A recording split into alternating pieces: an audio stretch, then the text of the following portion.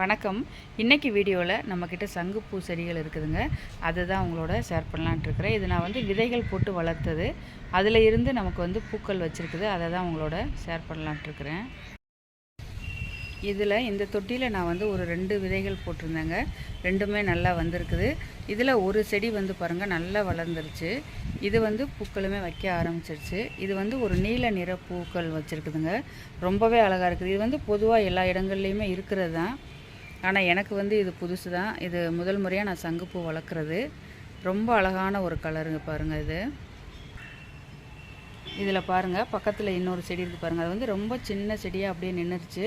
பொதுவாக நம்ம ஒரே தொட்டியில் வைக்கும்போது எந்த செடி முதல்ல நல்லா வர ஆரம்பிக்குதோ அது அப்படியே தொடர்ந்து நல்லா சத்துக்கள் எடுத்து வந்துடுதுங்க. பக்கத்தில் வைக்கிற செடிகள் அவ்வளவு நல்லா வர்றதில்ல. ஏன்னா அதுக்கு தேவையான சத்துக்களும் கிடைக்கிறதில்ல. அதனால் பொதுவாக நம்ம தனித்தனியாக விதைக்கிறது ரொம்ப நல்லது. எனக்கு தொட்டிகள் இல்லாதனால நான் இந்த மாதிரி மொத்தமாகவே விதைச்சி வச்சுருக்கிறேன்.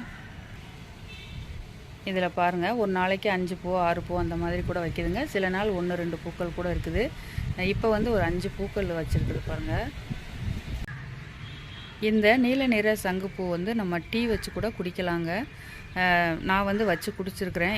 இந்த செடி வளர்த்ததுக்கப்புறம் தான். அதுக்கு முன்னாடி எனக்கு வீடியோ பார்த்துருக்குறேனே தவிர நான் வச்சு குடித்ததில்லை. இப்போது சமீபமாக இது பூக்கள் வச்சதுக்கப்புறமா நான் ஒரு 2-3 தடவை வச்சு குடிச்சிருக்கிறேன்.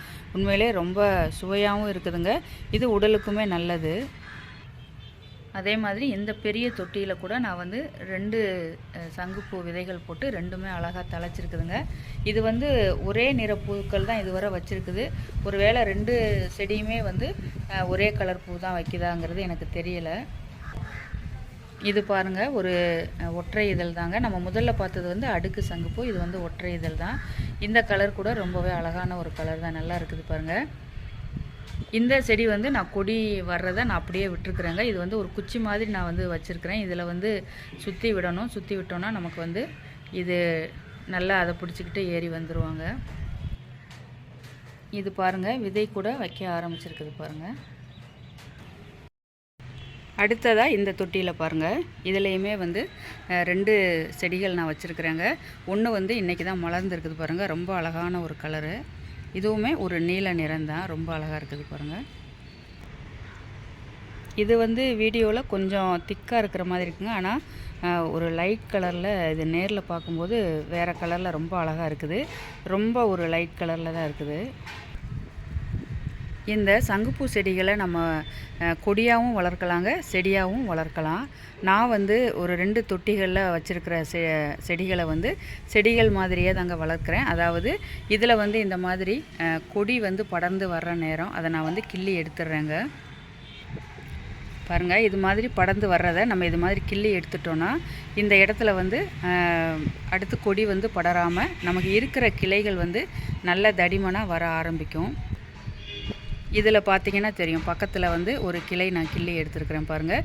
இப்போது இந்த தண்டு பாருங்கள் நல்லா ஸ்ட்ராங்காக வர ஆரம்பிச்சிடுச்சு. இப்போது நான் கிள்ளி எடுத்த கிளையில் கூட பாருங்கள் ஒரு மொட்டு வச்சுருக்குது பாருங்கள். இது மாதிரி தாங்க ஒரு கிளையில் மொட்டு வரும்போது பக்கத்துலேயே இன்னொரு கொடி மாதிரி படர ஆரம்பிக்கும். அதை நம்ம கிள்ளி எடுத்துட்டோன்னா நமக்கு இது ஒரு தொட்டிக்குள்ளே செடி மாதிரி வளருங்க. நமக்கு நிறைய இடத்தை அடைக்காமல் இருக்கும். எனக்கு இந்த சங்குப்பூ விதைகள் எல்லாமே வீராஸ் கார்டன்லேருந்து அந்த தம்பி கொடுத்ததாங்க.